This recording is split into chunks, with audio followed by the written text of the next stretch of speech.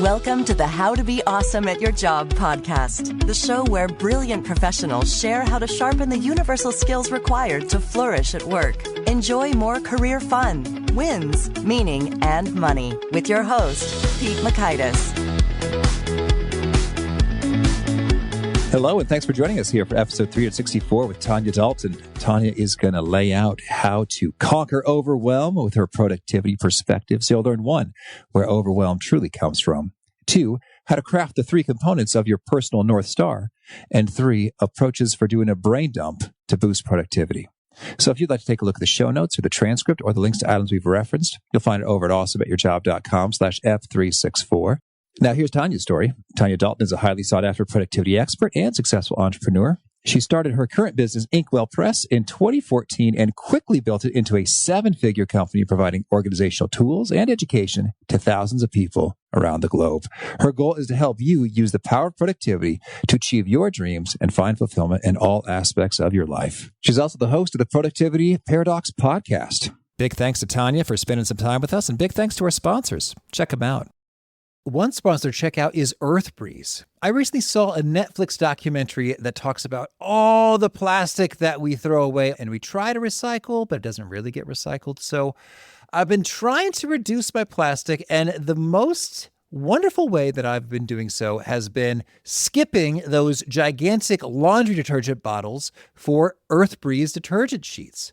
EarthBreeze detergent comes in super convenient cardboard, plastic-free packaging, so it's much more eco-friendly than your normal detergent. And I love how portable and quick and easy they are, and I save a pretty reasonable amount of time skipping having to carefully pour and measure liquid detergent into the machine by just tossing a quick and easy sheet in there. I personally like their scent-free version, so check out EarthBreeze for an easy way to get clean clothes without the plastic waste and get 40% off with your subscription at earthbreeze.com/awesome. That's earthbreeze.com/awesome. One sponsor checkout is Bamboo HR. I love owning my own business, but I do not love doing government compliancy things. HR is hard, but Bamboo HR is easy. Bamboo HR is a powerful yet flexible all-in-one HR solution for your growing business. Wrangling benefits, onboarding, performance, recruiting, reporting, vacation time, trainings, oh my, can take hours. But with Bamboo HR, it can take mere minutes. Setting up a demo account is ridiculously easy. I didn't have to coordinate calendars to schedule a demo with a sales rep. Nope. I just created a sample account with sample data within 3 minutes of visiting their website, so I could immediately behold its vast capabilities. The software is genuinely beautiful in its breadth and simplicity. No wonder 34,000 companies trust Bamboo HR with their HR needs. So reclaim your time and check out the free demo at bamboohr.com/free demo. See for yourself all that Bamboo HR can do and how truly affordable it can be too. That's bamboohr.com/free demo. One more time, bamboohr.com/free demo. Here is Tonya. Tonya, thanks so much for joining us here on the How to Be Awesome at Your Job podcast. Thank you so much for having me. I'm excited to be here. Well, I'm excited to dig into this good stuff. I understand you have a fondness for building things yourself. What's the backstory here? I do. It's one of those things where I love power tools. It's something that not many people necessarily know about me because it's not something I talk about a lot professionally. But for me, there's something about building something with your hands. And I find that when I'm at my most stressed, if I have, a lot of things going on at work, it helps me to really tackle a big project. So I might gut a bathroom. I might tear apart a deck and rebuild it. It's just something that I really enjoy because I like working with my hands. I like the creative aspect of it. But there's a lot of that analytical, that logical part to it with the measuring and everything else. So every year for my birthday, one of the things that I gift for myself is I make a trip to the hardware store, I buy hardware, and I build a different piece of furniture every year for my birthday. Oh, that's cool. That's I know, it's kind of a random thing, right? Well, I wish I were that good at things, and I'm getting better. As this has been my year of being a homeowner and landlord in our little 3-flat here. That definitely changes those things. That's when you really become better at power tools, when you have to. Well, and it's so funny just because I guess sometimes it has the opposite effect on me because it's like I have a very clear picture of what I want done, and why isn't it already done? You know what? I'll just order this online. Yeah. I get it. Yeah. And then the instructions, it's sort of like, well, that doesn't make any sense. And then, 4 steps later, it's like, oh, I see why I should have done that thing now. Oops, let's backtrack. See, I think for me, I really like how I can customize a piece so it fits exactly where I want it to fit. So, if I have a little alcove and I want to put a desk in there, I want to make it exactly the right size that I want it. And I want to configure it, so it fits what I want, which kind of fits into how I talk about productivity. It's really about customizing. And that's what I love about building things yourself is that I'll sit down with a piece of paper and I'll sketch it out and then I'll kind of dream. It's kind of like setting a goal. I'll set a dream for myself of what I want to build. And then I get started with the logistics of how I'm going to build it, what I need to cut, how many pieces of wood do I need, and all of that. So I think it kind of fits into what I do professionally, but it's a really creative outlet for me. And I just love looking at something and saying, you know what? I built that. Yes, that is satisfying. I only have a few things that I can point to, but it does feel good. I even feel proud of, I have a treadmill desk, quote unquote, which is really just a piece of plywood that has been sawed just perfectly for the dimensions. But it makes a difference. Like I can now do some things while walking on the treadmill. You know what? It works. It doesn't have to be beautiful. It just has to work, right? I made that in the sense that I told the guy at Home Depot how many inches it should be, and then he did it. and it works great. There's nothing wrong with using the guy cutting the wood at Home Depot to take care of it for you. That's called delegating, right? It's outsourcing, and that's a good thing. Well, and I could have purchased a fancy thing on Amazon for 5 times the price. So I did feel sort of clever there. Well, anyway, that's building things. Let's talk about the company you've built and what you do. Inkwell Press. Where's the name come from, and what is it all about? Well, that's a good question because I'll be honest. When we were sitting down and thinking about starting Inkwell Press, I think it was like a 20-page document of names. We're just brainstorming and thinking through names, and the whole process really of starting the business was very, very intentional. I had a previous business and I made the decision to close that first business that I grew. I started that first business starting with $50 and I grew it to the point where my husband could come work with me. And I found that even though I loved the life that I had, it allowed us to work together. It allowed us to move where we wanted to move, which is Asheville, North Carolina. I didn't really love what I was putting out into the world. I didn't love the impact that I was making. And so I made this decision to close that business, even though that was our sole income for our family. It, paid our mortgage and paid for things like building furniture and fed my kids, but I wasn't passionate about it.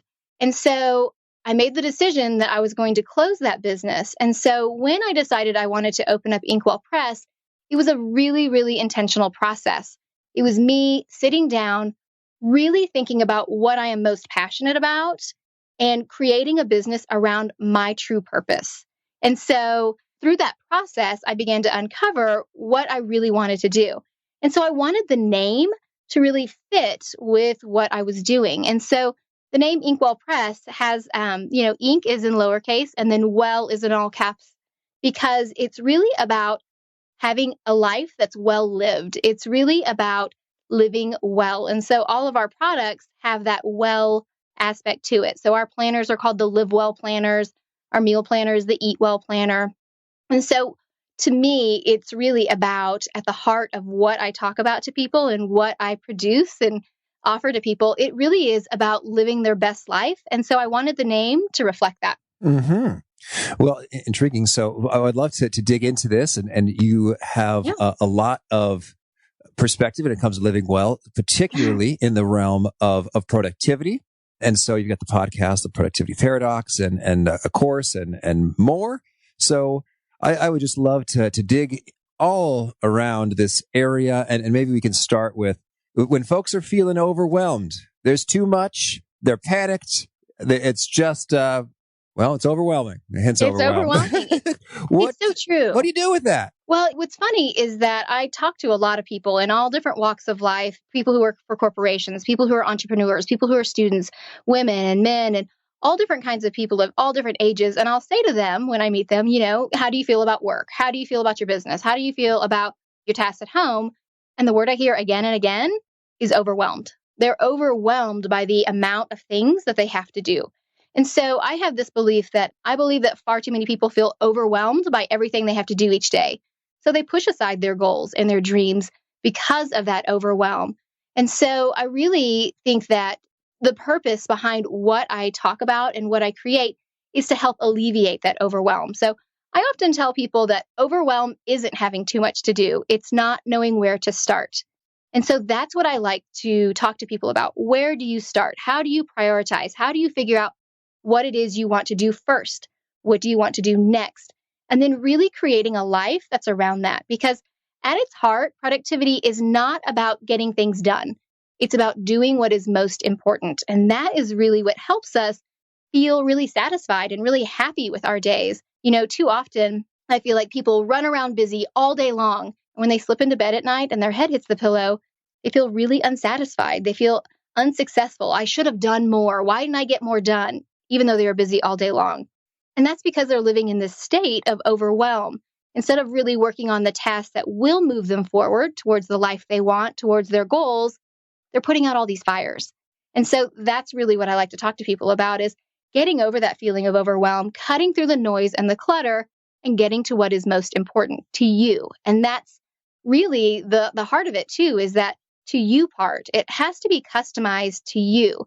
Too often, these productivity systems that people teach, and talk about, they're designed so that the productivity system's in the center and you're supposed to work your life around it.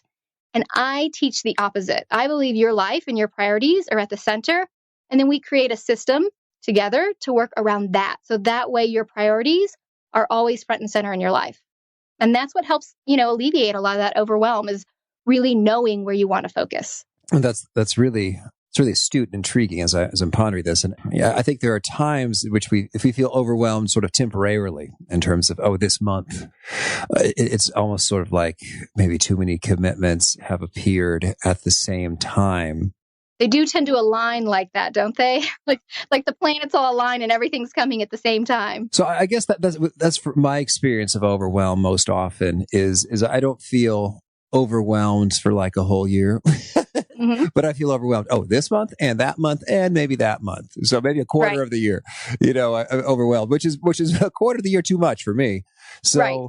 So how do you think about some of those dimensions in terms of it's just like a confluence of stuff? Like, well, here we are with family and work and all volunteering the other, yes, and projects all at once. And people pulling on us. Yeah, a lot of times that convergence of everything hitting at the same time, sometimes that is out of your control, but a lot of times it really is in your control. It comes down to the choices you're making. Productivity at its heart is about making a series of choices every day of what you're going to focus on, what you're going to work on. And so, often I tell people that if you're finding that you're in this state where you feel like, everything is aligning at the same time and your weeks are so jam-packed, you feel like you can barely breathe, it's because you're saying yes too much. And I think we feel obligated oftentimes to say yes. It feels good in the moment. And then 5 seconds later, you think, why did I do that? Or we feel guilty, like we're supposed to say yes. But I like to remind people that every time you say yes, you're saying no to something else. And we don't realize that we're saying no every single time we're saying yes. And oftentimes, the things that we are saying no to are the things that are our priorities, our family, our passion projects, our goals, time for ourselves. Those things that are really important to us, we'll push those aside and say no to them in order to say yes to somebody else's passion project or whatever it is. And so often I like people to really look at what are these opportunities that are showing up for you, and do you have to say yes to every single one of them? We have this belief that opportunity only knocks once. And sometimes that's true, but just because it knocks once doesn't mean you have to open the door every single time. We really need to filter and figure out what is it that you want to say yes to? What are your yeses? Because oftentimes when we're saying yes to everything, we're really at our heart saying no to the things that are going to make us happy in the long run. Tell us, when it comes to establishing these matters that are deeply important and worth saying yes to, how do you think through those to identify that really well and clearly? People get caught up in this idea that everything should be treated equally. They want to treat all tasks as equal, when really we need to stop and prioritize. And, we think that by doing all the things, we're really moving forward. But when we try to do everything, we end up doing nothing. We're kind of spinning in circles, or we're not really moving forward in that direction we want to go. And so I really think it's important for you to stop and prioritize. And really what I tell people is use your North Star as your filter. So when I talk about your North Star, it's really your mission statement. So not just what you do, but why you do it, right? That's your mission statement. So using your mission statement, using your vision statement, where are you dreaming that you want to go? And then your core values, which is what's defining your actions. So your mission statement, your vision statement, and your core values work together to create what I call your North Star. And that's what helps guide you. When opportunities show up to us, what we should do is we should ask ourselves, does this fulfill what it is I want to do? Does this fulfill my mission? Or does it fulfill my vision, where I want to go? Does it fulfill one of my core values, something that is truly important to me that I want to define my life? And when we use that as our filter, that really can help us understand what we want to say yes to and what we want to say no to.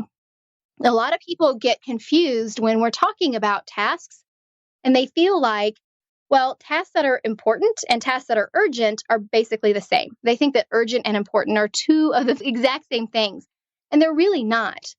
Important tasks are tasks that drive you forward. They move you towards that North Star of where it is you want to go. While urgent tasks are simply tied to time. They're not necessarily important. They're just a fire that feels like it needs to be put out. It's the pings on your phone and the phone calls and all those different things. And so they feel important because they're so urgent.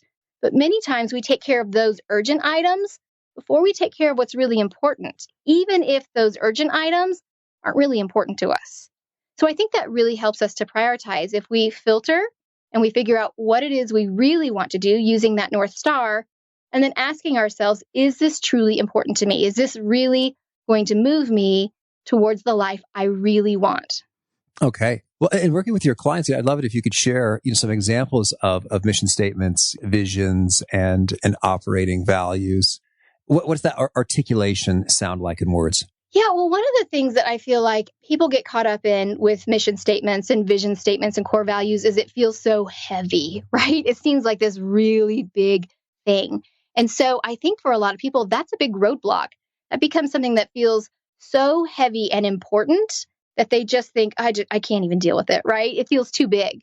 But I like to remind people that just like you grow and evolve, your mission statement and your vision statement and your core values, they grow and evolve with you. The person you are today is not the same person you were 5 years ago, or 10 years ago, or 20 years ago, or beyond. You have changed, and so has your North Star. So really, one of the things that I find that most people get really caught up in, especially when we're talking about mission statements, is they think about all the different things they do. So they want a mission statement that ties in all the different tasks, work and home and volunteer stuff, and maybe homeschooling their kids, and maybe what they're doing for their promotion. And so this becomes this big mishmash, this really long mission statement. And so what I really try to get people to do is to list those items, list those things that they really do enjoy and what they do. And then I ask them to figure out, why is it you do that? The why is really the heart of your mission statement.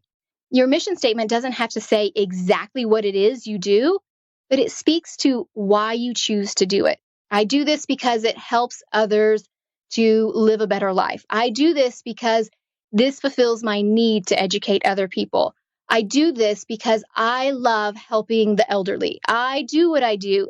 So that's really what we want to do, is we want to distill it down to, what do these tasks that you really enjoy doing, what do they have in common? What is the common why that you experience there? That's the heart of your mission statement.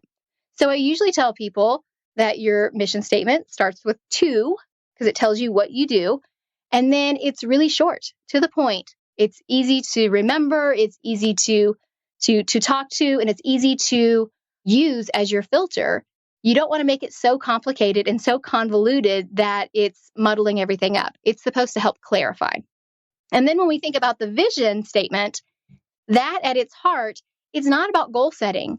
It's really about dreaming big. It's about dreaming about where you want to go. For me, I want to be the global solution to help women uncover their priorities, all while keeping my own in focus. So you can see it's big. I'm saying global there, right? But I also say it in a way that makes it sound like it's absolute. It's absolutely going to happen. I don't say, well, I'd like to, or boy, it would be nice to. You say it as an absolute. Where is it I really want to go? If I can dream as big as possible, that's the beauty of vision statements, is it really allows you to stretch yourself. And then the core values, which is the other part of that North Star, those are the things that define your actions. What are the things that really define what's important to you on this path towards that vision that connects you from your mission to your vision? And so really it's taking those together and then using that as your filter. And so then the vision, then you say that's not like, 10 life goals, but it's rather sort of a big unifying dream. Yeah, it's a bold statement. Mm-hmm. It's a bold statement about where it is you are going to go. And so it sounds like the vision you provided is in a professional sense, but you also included sort of your own thing in there as a... Yeah, because it's important to me that I don't just talk about productivity. I don't just talk about living an intentional life. It's really important to me that I live that life. If I'm going to talk to people about being intentional, being mindful, I really need to make sure that I'm doing that for myself at the same time. So keeping my own priorities really in focus all along. And when it comes to the values, could we hear some example articulations of those? Yeah. So like for me, intentionality is really important. Adventure, learning, all of those things tie in to what it is I want to do. So learning fits into that because I love learning. I love reading about studies. I love learning and figuring out how your brain works so that when I am talking to people on the podcast or, on episodes of Tonya TV or wherever, I'm able to really give them evidence. Like, this is how our brain works. So, it helps people understand like, oh, I'm not alone in this. This is normal or this is okay. For me, that core value of learning is really important because that's part of not just what makes me happy as an individual, as a person, it also really helps me professionally. One of my other core values is adventure. So I'm an entrepreneur. You can't be an entrepreneur without loving some adventure because there is no stability with entrepreneurship. So that really ties in there as well, really pushing the boundaries of what I know and allowing me to stretch beyond my comfort zone, which is another thing that I talk a lot about, really getting out of where we feel most comfortable, like those comfortable sweatpants that we wear, and stretching ourselves to try new things. I started a podcast almost 100 episodes ago, which seems crazy, but that was an opportunity for me for the adventure of stretching myself and tying in that core value of learning because, I didn't know anything about podcasting before I got started. So having these core values allows you to really look and say, what is it I want to do? What actions do I want to do to move me towards that vision? Okay, really cool. I know a lot of folks when they're thinking about productivity or balance and stuff, this work-life balance or work-life integration concept is tricky and fraught with guilt. They feel like we're letting down family or letting down colleagues. How do you think about this? Well, I'm a big believer that balance is bogus, that there is no balance. I think balance is what I like to call a rainbow problem. It sounds really good, but it doesn't really exist. You can't really get there. Because if we're balanced, it means that all the areas of our life are equal. And by definition, if all areas are equal, we're not really leaning into one area or the other, we're standing still. We're really stagnant. What we really need is harmony. And by that, I mean, we need to lean into the different areas of our life. So I talk about these 3 areas of our life of work, personal, and home. And when you really want to move forward in one of those areas, let's say you really want to work towards a work goal, you have to lean into that area. You have to spend a little more time, a little more energy, a little more attention at work. And so we can't spend as much time maybe on our home goals or our personal goals. So the trick here, though, is this.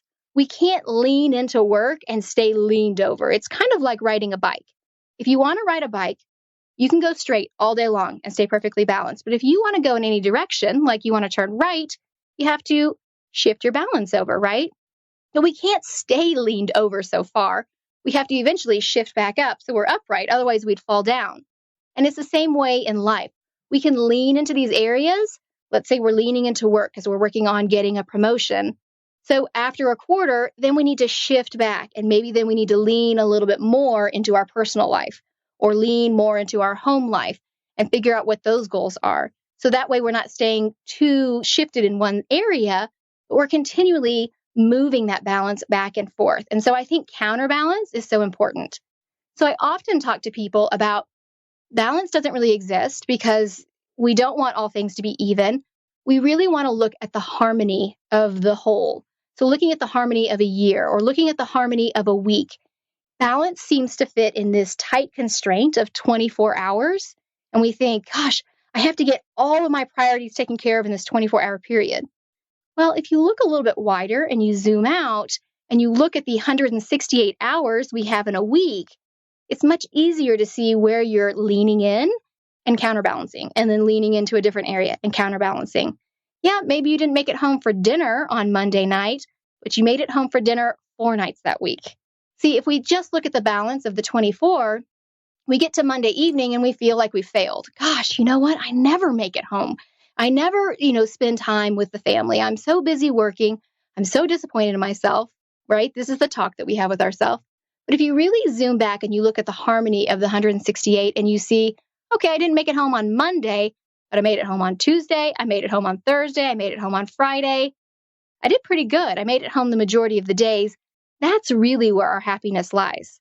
It's okay that we're not taking care of all of our priorities every single day, as long as they're getting taken care of overall. Mm-hmm. Very good. Thank you.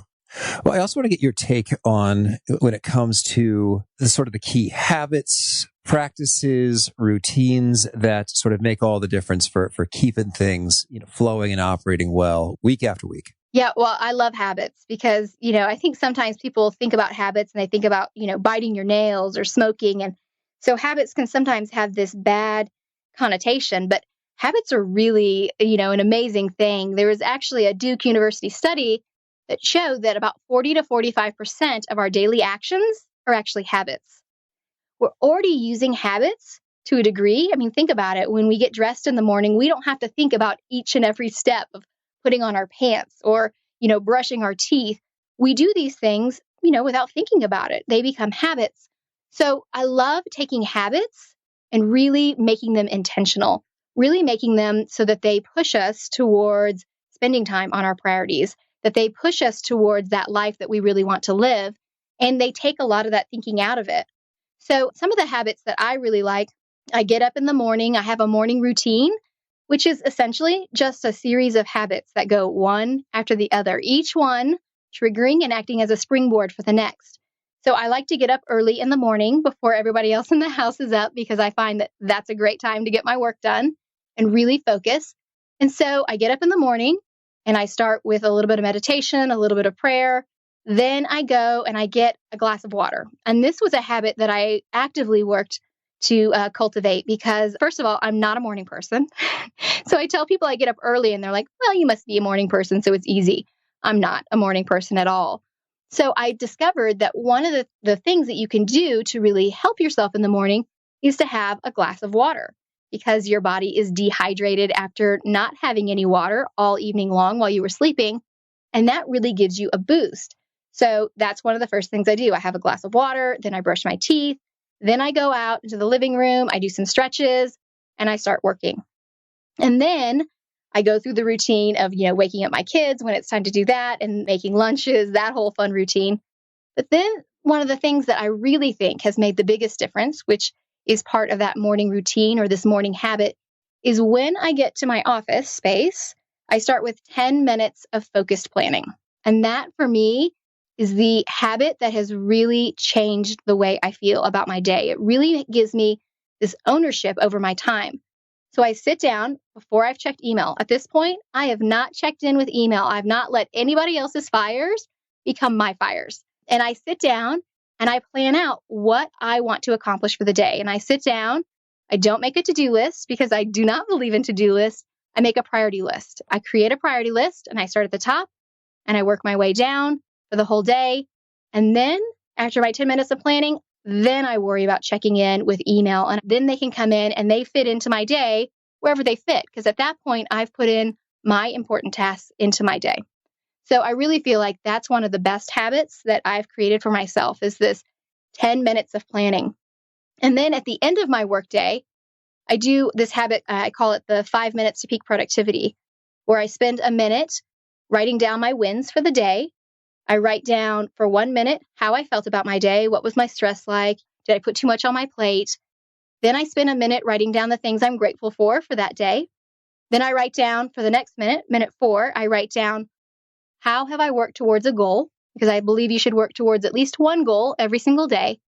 And then the last minute, I write down what are the things I would like to focus on for tomorrow.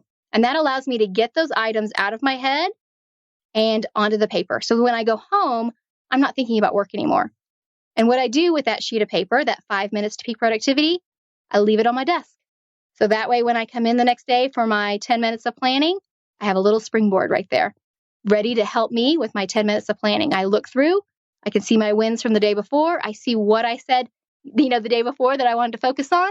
And I use that to build my momentum. Well, yeah, that's excellent. And I like the way you said it, that the 10 minutes of planning creates the ownership in terms of, all right, this is the game plan. And then you've done it prior to email. I've been getting more into that myself in terms of that making all the difference there. And it's sort of, oh, go ahead. Yeah, I was going to say, email can be such a rabbit hole, right? We get in it and we're digging through and it never seems like we're at the bottom of it.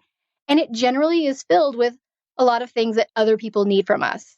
So I think it's so important to have that ownership over our time and to feel like we are choosing how we spend our time. Yeah, absolutely. And so I'm curious to know, so with that 10 minutes, in sort of you're referencing your yesterday thoughts that you wrote down in one of those 5 minutes. Are there any other kind of key sources that you're looking to during this 10-minute window? Is it your calendar? Is it your vision? Or what are some of the does it come right out of your head, or are you kind of referencing back some documented pieces in generating the plan of the day? Yeah, I love that question because we don't want things floating around in our head because then they're just taking up room, right? It takes up space and it takes up a lot of the calories that our brain is burning. We want to get them out of there. So what I do is I do a brain dump. I call it a purge. I do a brain dump on Sunday. I do it for my family. And on Monday morning, I do it for work. So I very intentionally keep those separated. I don't want to think about work necessarily till Monday morning so that my Sunday is really focused on family. So what I do during that time is I write out what are the things I want to accomplish this week. And I pull things from my calendar and I'm writing down and just getting the things out of my head. So that when I'm sitting down for that 10 minutes of focused planning each day, I take that weekly kickstart. That's what I call it. I take that weekly kickstart and I'm pulling from that in order to put in what I want to accomplish. The nice thing about that purge, that brain dump, is that that's allowing me to do that zooming out that we talked about, looking at my week as a whole, getting a bird's eye view of where I am and where I want to go for that week. And so from that, I'm pulling each day. So I'm not just, pulling it out of thin air or having to do a lot of thinking. It's really automatic and on autopilot because most of my ideas and thoughts I've already gotten down onto paper. Excellent. Okay. Well, tell me, anything else you want to make sure to mention before we shift gears and talk about some of your favorite things? Well, let's see. There's so many things. I love talking about productivity. And I think the thing is that I think people get caught up in when we're talking about how we want to run our day and how we want to live our lives is we get caught up in this idea of doing so much and feeling good about checking a lot of items off our list. And I just want to remind people that life is about quality rather than quantity. It's not about checking a lot of items off our list. It really is creating that life we really love and that life that we want. And so when we really intentionally build these habits into our day so that what is important to us sits front and center, that really allows us to feel so much more successful at the end of the day. Lovely. Well, now could you share with us a favorite quote, something you find inspiring? Yeah, my favorite quote is from Oprah. And she says, "Do not think you can be brave with your life and your work and never disappoint anyone. It doesn't work that way." Lovely. I think that's really important, especially when you are trying to take ownership and focus on, living life with your priorities. There might be some people who are disappointed that you're not going to say yes to everything they ask you to do, but it doesn't work that way. Oprah's pretty smart. And you mentioned you liked learning the studies. Is there a favorite study or experiment or bit of research that really resonates with you? Yeah, well, I mentioned that Duke University study, which is one of my favorites, but I have another study from the University of London that I really love. It was on multitasking. What I love about it is so many people are so proud of how they multitask, and they think that, multitasking is really helping them be more productive. And what this study found is that when you multitask, not only does it really take you longer to do the work, but the quality of your work suffers significantly. As a matter of fact, when people multitask, they do the same work that's equivalent to someone who has missed an entire night of sleep or someone who has smoked marijuana. And people are usually surprised by that because they think that they're being so productive. But really, when we're trying to multitask and do too much, our work really suffers. But the most astounding thing, I think, from that study was this. They found that the better someone believed they were at multitasking, the worse they were. Intriguing. So I think that's fascinating, right? Because we think that we're really good at it, but we're really not so good. And how about a favorite book? My favorite book of all time is Jane Eyre, because I just love classic novels, and that's just a genre that I love. So that is my favorite fiction book that I go back and revisit every year or so. And how about a favorite tool? Well, my Inkwell Press products, of course. Mm-hmm. For that routine that I was telling you about, I have a notepad that helps you with your brain dump. And then I sit down with my daily planner, and that has a priority list built into it. So you can really just plug in your items and categorize them by priority. And so I think that really helps. And a favorite habit? My favorite habit is probably my 10 minutes of focused planning that I do every day. I really feel like that sets me in the right path for every single day. And I think one of the mistakes a lot of people make is they try to plan out their whole week, let's say on Sunday, but then it's really easy to get behind and then feel like you're underwater the whole rest of the week. So really taking that 10 minutes to plan that day and to make the plans for that day achievable makes a world of difference. And is there a particular nugget that you share that really seems to connect and resonate and that people quote it back to you? The one that resonates with a lot of people, I think, is that overwhelm isn't having too much to do. It's not knowing where to start. And so I think that resonates because once we figure out together, where it is you want to start and what you want to do next, that feeling of overwhelm really does go away. And it really feels a lot better to be more in charge of your day. And if folks want to learn more, get in touch, where would you point them to? I would probably send them to my website, inkwellpress.com, because I have links to my podcast there. I have links to my courses. My episodes of Tonya TV are there. And of course, my products are there as well. All right. And do you have a final challenge or call to action for folks seeking to be awesome at their jobs? Yeah, well, this is what I would say is a lot of times we hear advice or we hear, tips and thoughts and ideas, and we get excited about it and we want to try to implement everything all at once. What I would say is start small. Take one piece of advice, maybe something that I talked about today. Maybe it's taking and doing the 10 minutes of focused planning and focus on just doing that one thing for the next month. Build that in as a habit and then use that as a springboard to start building in other habits that really help you live intentionally. Starting small and feeling some success and getting some wins under your belt really can go far in helping us not feel that overwhelm. Well, Tonya, thanks so much for taking this time. It's been a whole lot of fun. I wish you tons of luck with the podcast, Productivity Paradox, and the company, Inkwell Press, and all that you're up to. Well, thank you so much. This was great being on here. I really enjoyed being on your show. I really appreciated Tonya's take about how not all tasks are equal and it's about prioritizing. And I think we know that at some level, but at the same time, when you look at a to-do list, all the items are about, one line each, maybe a similar word count and a similar, font, if you're writing it down, a size. And it really is easy to lose sight of that again and again. And I'm a huge fan of the 80-20 principle and Richard Koch, well, we should have him on the show. And not too long, he wrote that book and it's an excellent one. And it's pretty wild how, if you've heard of that, it's like 80% of results come from 20% of causes. And that would also include your to-do list. Like 80% of the impact you're trying to achieve comes from 20% of the activities that you do to achieve that. Now, I won't get into the mathematics of it, but what that implies is that 20% of vital few activities as compared to the 80% trivial many activities, it works out that the vital few activities are 16 times as impactful as the trivial many. Someday I will unpack those mathematics in detail if you care, but for now, if you'll take my word for it, 16 times is the multiplier between the top 20% of activities and the others.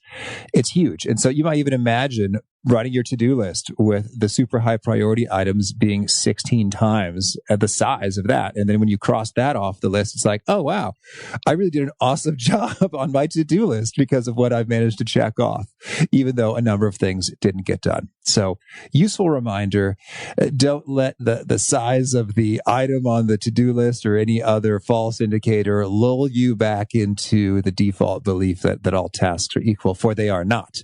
So thanks, Tonya, for that reminder. Again, if you want to check out the show notes, the transcript, the links to items we've referenced, it's over at awesomeatyourjob.com/F364.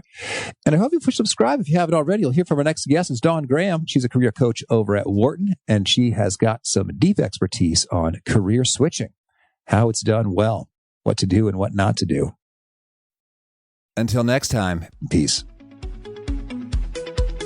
Thanks for joining us for today's episode. To get the most out of this conversation, visit awesomeatyourjob.com to find today's show notes, transcript, and infographic summary cheat sheet. For more entertaining professional skill sharpening, be sure to subscribe to catch the next episode of How to Be Awesome at Your Job.